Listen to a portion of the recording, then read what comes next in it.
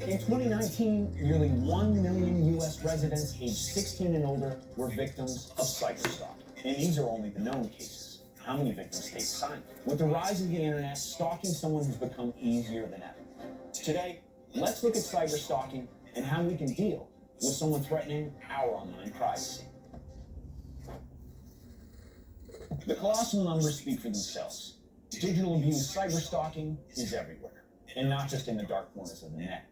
Just this year, after a very public divorce, Kim Kardashian was subjected to a barrage of cyberstalking when her unhinged ex, Kanye West, allegedly used his fame and resources to track and cyberstalk his former wife. So, the more time people spend online, the more they expose themselves to danger.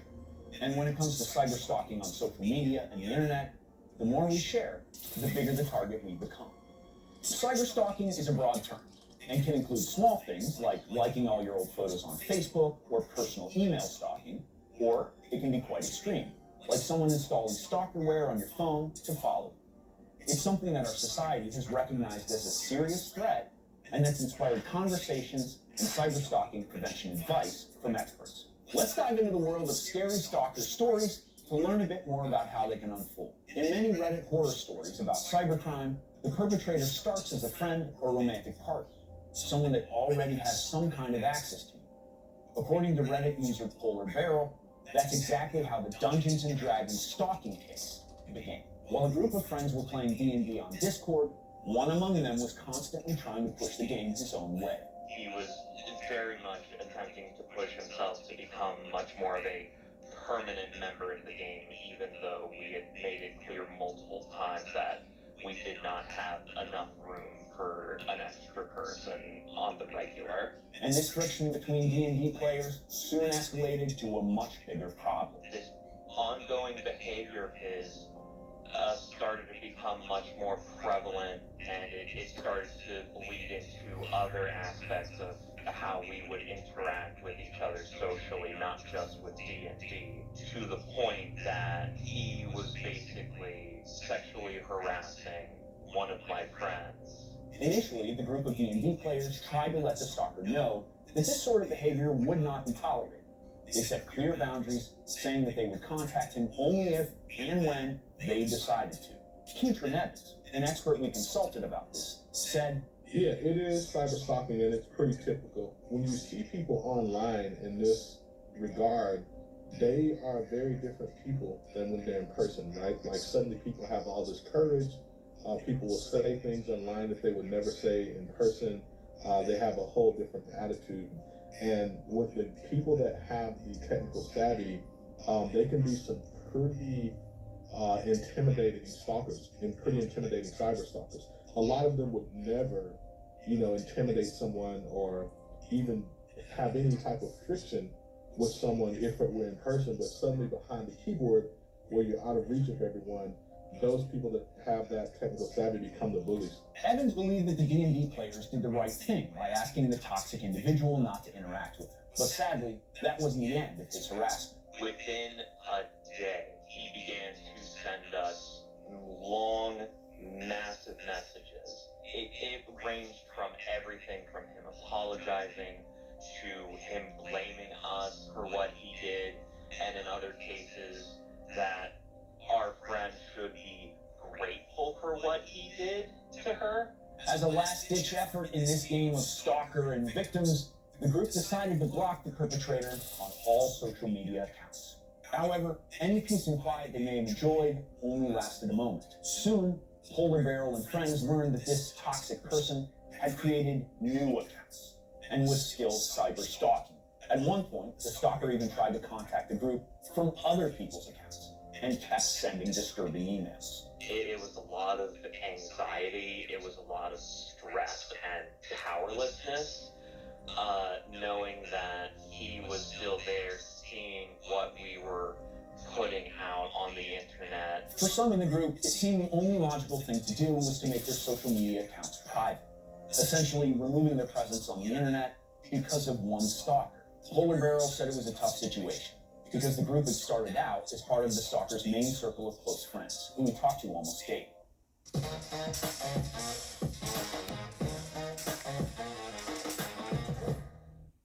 you love traveling but hate the feeling of sore, tired feet? Hyper Arch Motion are the world's only travel shoes designed with But friendships, or even love, can easily turn into obsession. Even to this day, we're not really sure if he's still stalking us. The first key to combating cyberstalkers like these is for the victims to let as many people as they're comfortable telling know what's happening and who's doing the stalking. That is, if they know who the person is who's doing the stalking. The more people that know that this is going on, the more witnesses you have, and the more likely it is for you to have some level of protection there. And you may even let this person know that, like, hey, I've let my family and friends know this is going on. I've let law enforcement know.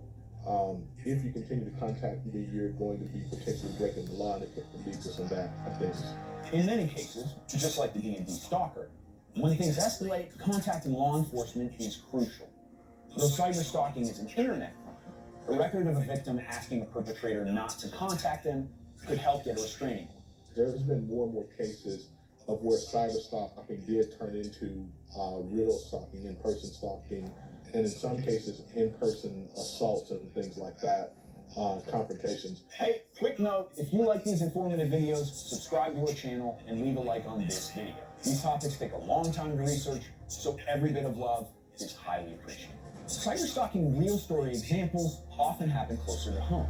For example, former spouses trying to keep track of their exes are common cybercrime cases. During the pandemic, experts observed an uptick in stalkerware, which was in many cases reported by domestic violence victims. Stalkerwares are apps that can be stealthily installed on any phone or device. They send all data, your GPS location, the programs you used, and the text you typed to a specific email address.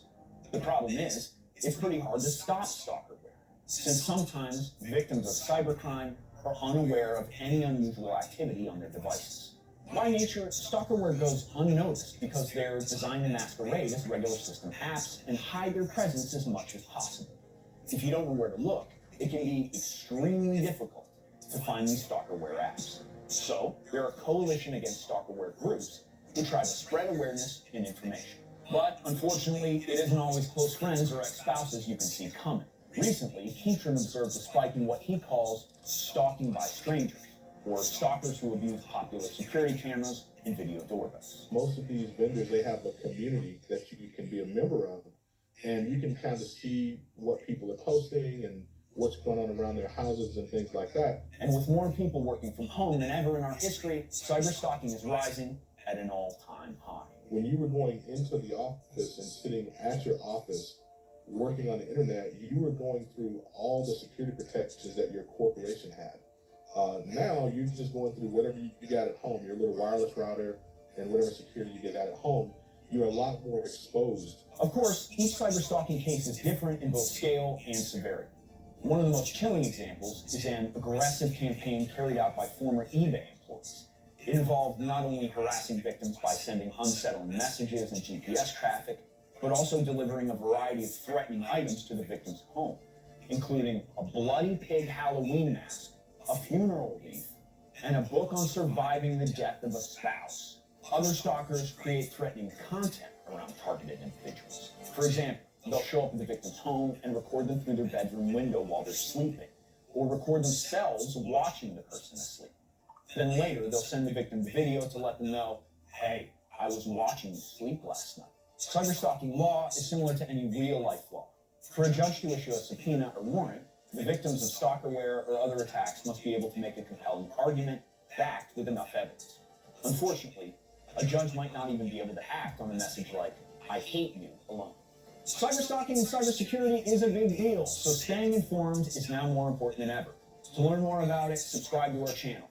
And you can find links down in the description to helpful articles about what to do if you think you're being cyberstalked. There is no one type of cyberstalking, and therefore no perfect solution. As technology advances and we put more and more information online, we open ourselves up to become bigger and bigger targets. Have you ever felt cyberstalked? If so, share your story and maybe even your advice on how you dealt with it. Stay safe online, and I'll see you in the next Explainer.